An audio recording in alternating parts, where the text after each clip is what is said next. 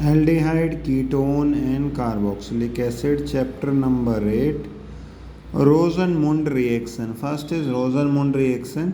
ये चैप्टर बहुत इंपॉर्टेंट है क्योंकि इसमें बहुत सारी रिएक्शंस हैं, नेम रिएक्शन है। नेम रिएक्शंस के साथ साथ कन्वर्जन के बिहाफ से भी बहुत इंपॉर्टेंट है।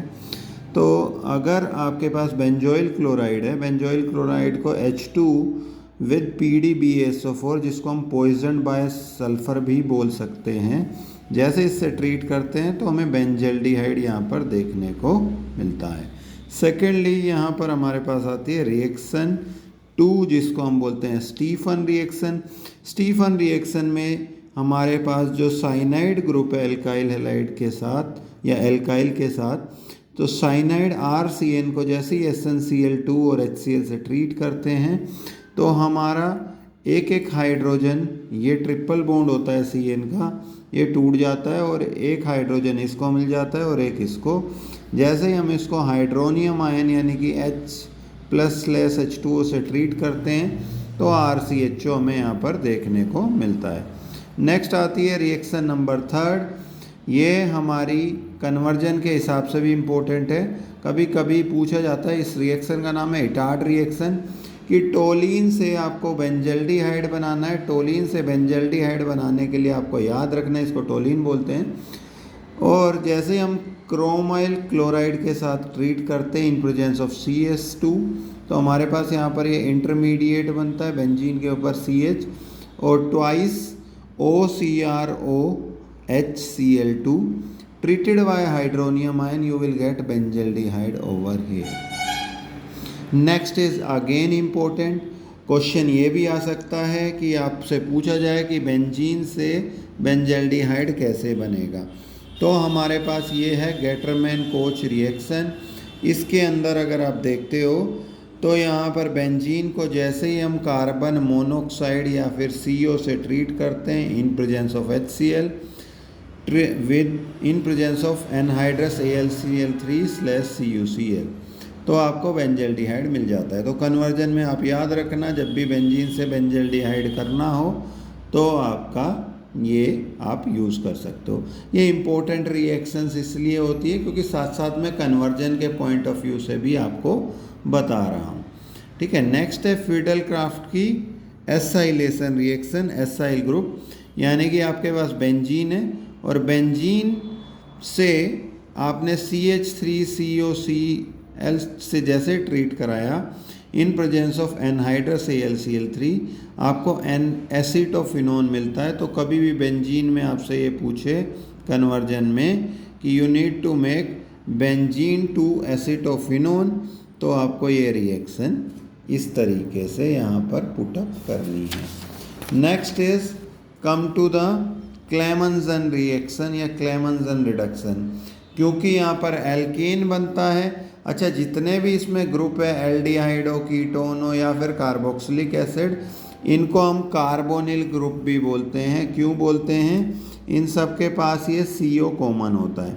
अच्छा मैंने यहाँ पर CH3COCH3 लिया है, आप यहाँ पर एल्काइल ग्रुप कोई भी लगा सकते हो। ठीक है, तो कीटोन से जब भी एल्केन बनाना हो तो हम क्लेमेंसन रिएक्शन यूज़ करेंगे, zinc with Hg and HCl, this will give you CH3CH2CH3 followed by water। ठीक है, तो जब भी आपको कन्वर्जन में एल्केन की ज़रूरत पड़े तो you can use that. Next is Wolff Kishner reaction, भी सेम वे काम करती है। ये भी आपका किसी कीटोन से या किसी कार्बोनिल ग्रुप से आपको NH2 के साथ जैसे ट्रीट कराते हैं hydrazine, so you will get this and followed by KOH ethyl glycol, और आपको यहाँ पर N2 as a by product मिलता है। फिर हमारा आता है aldol condensation. Aldol condensation is very important as per the exam point of view. Direct question आ सकता है या ये पूछेगा कि ये वाला प्रोडक्ट कब मिलेगा, कौन सा रिएक्टेंट हम ले। तो यहाँ पर मैंने पेपर में आप जब लिखोगे तो आप इसको यहाँ पर अलग अलग ना लिख करके यहाँ पर 2 भी लगा सकते हो कि ट्वाइस ऑफ CH3CHO यानी कि इथेनॉल है ये। जैसे ही डाइल्यूट NaOH से ट्रीट करते हैं तो आपका यहाँ पर CH3 CH2 CHO। अब ये क्वेश्चन आता है ये हुआ कैसे, ठीक है। ये जो आपका CHO है इसके बगल वाले कार्बन को अल्फा कार्बन बोलते हैं। तो क्या होता है जब आप इसका यहाँ पर एल्डोल करते हो, एल्डोल का मतलब होता है एल्डिहाइड और अल्कोहल दोनों, तो ये आपका एल्डिहाइड ग्रुप है और ये अल्कोहल ग्रुप है।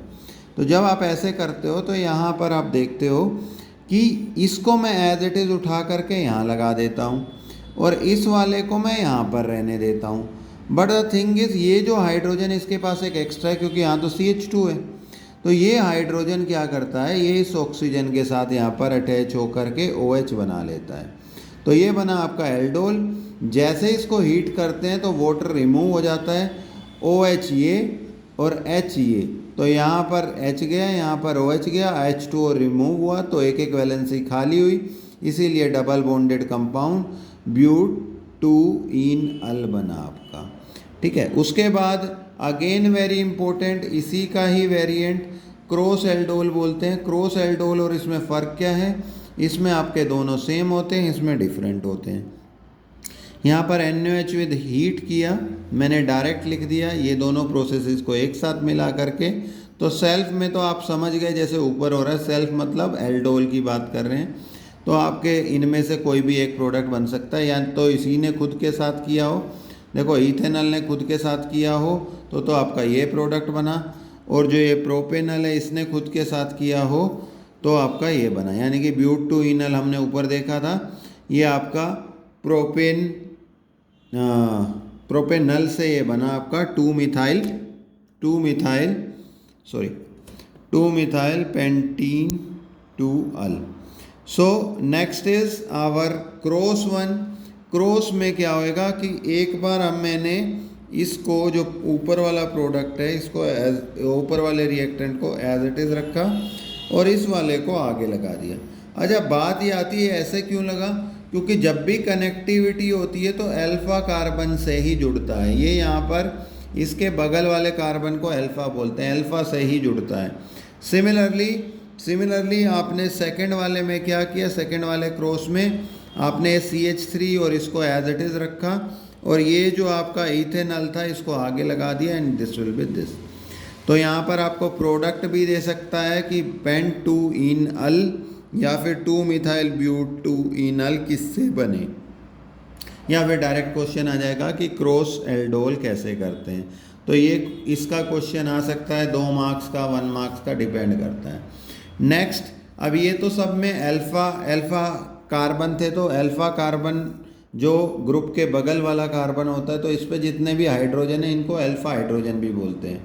बट जब हम देखते हैं कि हमारे पास कुछ ऐसे भी होते हैं जिनके पास जिन ग्रुप्स में हमें ये देखने को नहीं मिलता, यानी कि जब हम चेक करते हैं यहाँ पर तो हमारे पास यहाँ पर कोई भी अल्फा कार्बन होता ही नहीं। जब अल्फा कार्बन ही नहीं होगा तो अल्फा हाइड्रोजन कहाँ, ये देखो एल्डिहाइड ग्रुप है, इसके बगल में कोई कार्बन ही नहीं है।